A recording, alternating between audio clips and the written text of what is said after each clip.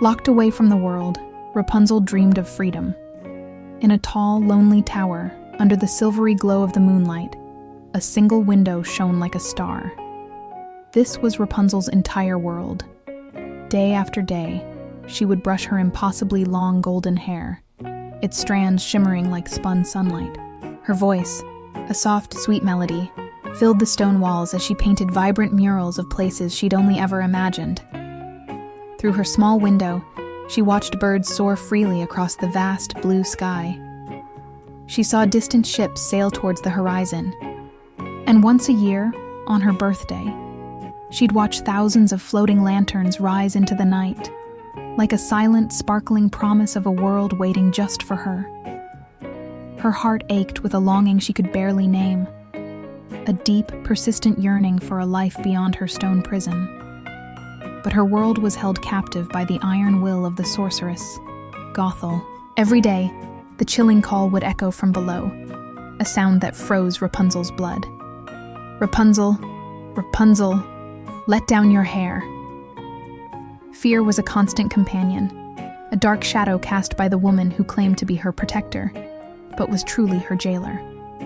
Gothel's words were chains, her presence a constant reminder of the life Rapunzel was forbidden to live.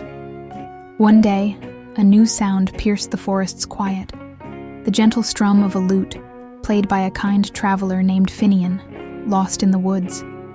He was drawn by a voice so pure and full of sorrow, it seemed to weave itself into the very air.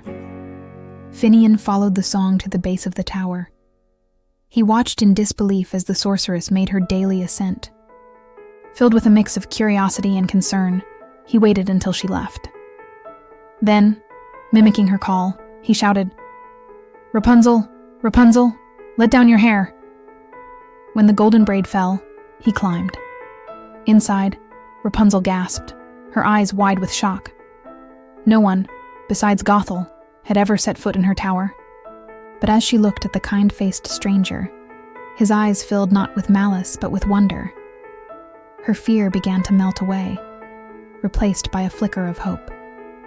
Who are you?" she whispered. "My name is Finian," he replied, his voice gentle. "I heard your song. It was the most beautiful and saddest thing I've ever heard. Why do you sing with such sorrow?" Night after night, Finian returned. He brought her stories of the outside world, of bustling markets, grand festivals, and the floating lanterns she so loved. He told her they were released each year by the king and queen, in memory of their lost princess. With each story, Rapunzel's world expanded, and her courage grew. Laughter, a sound long absent from the tower, began to fill the room.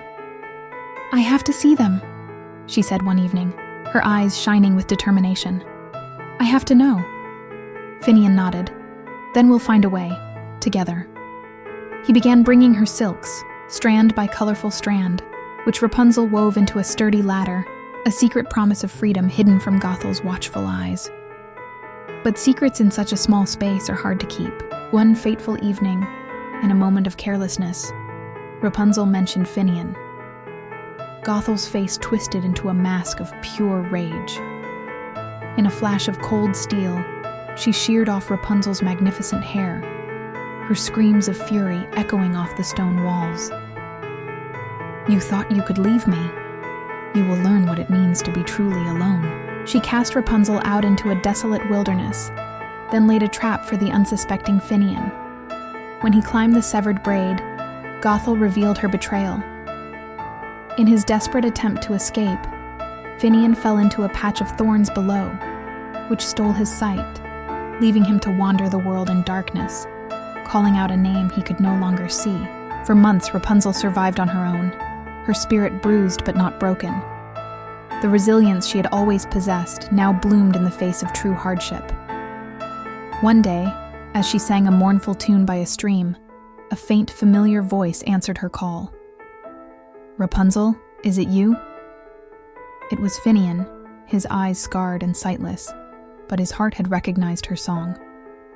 She ran to him, tears of sorrow and joy streaming down her face. As her tears fell upon his eyes, a gentle magic, born from love and hope, began to work.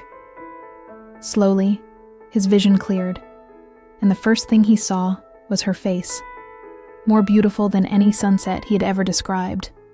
They embraced, two souls finally reunited, their long nightmare at an end. Even in the darkest tower, hope can never be locked away.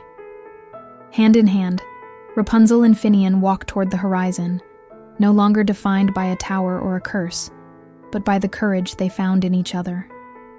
Their journey was just beginning, a new story written not on stone walls, but across the wide, open sky. Thank you for joining us on this incredible journey. If you were moved by Rapunzel's story of hope and courage, don't forget to like this video, subscribe to our channel, and ring that notification bell for more magical adventures. We'll see you next time.